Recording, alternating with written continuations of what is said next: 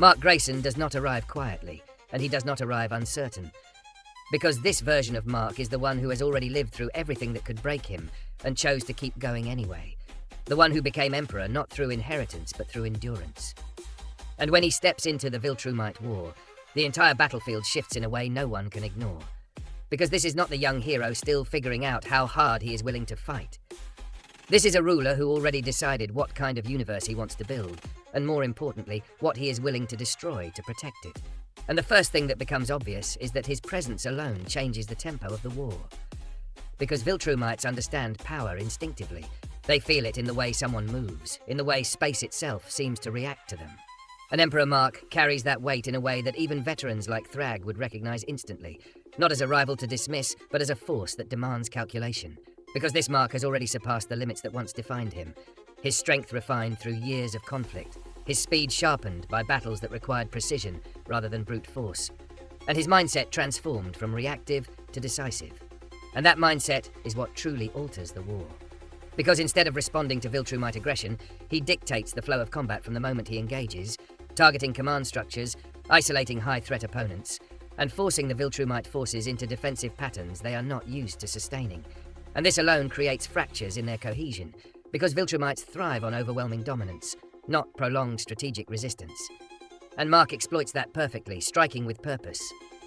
Retreating only when it serves a larger plan, and using the battlefield itself as a weapon, redirecting momentum rather than meeting it head-on every single time. And this approach catches many of them off guard, because they expect raw clashes of strength, not a calculated dismantling of their advantages. And when Mark finally engages directly with the strongest among them, the difference becomes even clearer, because he does not fight to prove himself anymore. He fights to end threats efficiently, every movement controlled, every strike placed with intent. And even when he takes damage, there is no hesitation, no emotional spike that clouds his judgment, just a steady progression toward victory. And that posure spreads to any allies present, because seeing Mark operate at this level changes morale instantly, turning what could have been a desperate struggle into a coordinated resistance that actually holds ground. And as the war continues, Mark's leadership becomes just as important as his combat ability, because he understands that winning this war is not about defeating every Viltrumite individually. It is about breaking their capacity to function as a unified force. And he begins targeting their communication, their regrouping patterns, and their reliance on hierarchy, forcing them into smaller, less effective clusters where their strength becomes less overwhelming. And this is where Emperor Mark truly separates himself from his past self, because he is willing to make decisions that younger Mark would have struggled with, decisions that prioritize the outcome of the war over individual battles. And while he still values life, he no longer hesitates in moments where hesitation would cost everything. And that balance between compassion and ruthlessness is what makes him so dangerous in this scenario.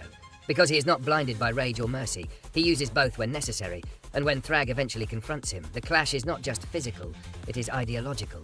Because Thrag represents the old Viltrumite order, strength above all, dominance as destiny, while Mark represents something new, a controlled strength that serves a purpose beyond conquest, and their fight reflects that difference in every exchange. Thrag pushing with relentless aggression, Mark countering with calculated precision. And while the battle is brutal, it is also telling. Because Mark is not trying to prove he is stronger, he is proving that strength alone is not enough anymore.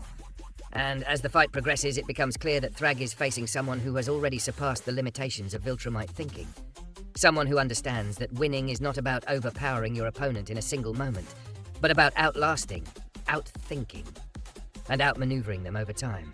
And this realization begins to ripple through the Viltrumite ranks, because if their strongest cannot secure victory in the way they expect, then the foundation of their belief starts to crack. And Mark uses that psychological shift to push even harder, increasing pressure, forcing mistakes, and turning those mistakes into opportunities that accelerate the collapse of their formation. And by the time the war reaches its peak, it is no longer a question of whether Mark can hold his own. It is a question of how quickly he can end it, because his presence has already shifted the balance irreversibly.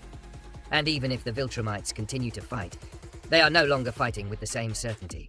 And that loss of certainty is what ultimately seals their fate. Because a Viltrumite without confidence is already at a disadvantage, and Mark ensures that disadvantage grows with every passing moment. And when the war finally concludes, it does not end with total annihilation, because Emperor Mark does not seek destruction for its own sake, he seeks resolution. And that means reshaping what remains into something that does not repeat the same cycle.